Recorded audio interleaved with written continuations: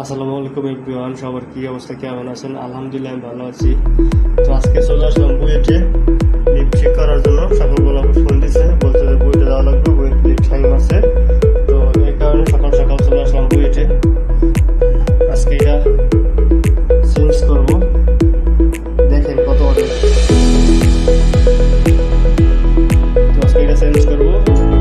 আর এই ইরো 41 কেন আসছে আপনারা আমাকে কমেন্ট বক্সে বলে যাবেন।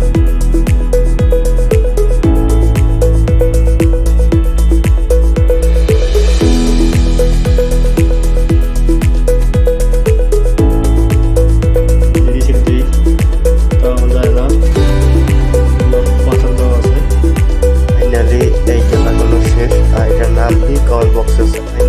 তো আপনারা দেখতে পাচ্ছেন আমি ভোল্টেজ মাপতে শিখে রেখে, তো দেখেন ভোল্টেজ কত আছে।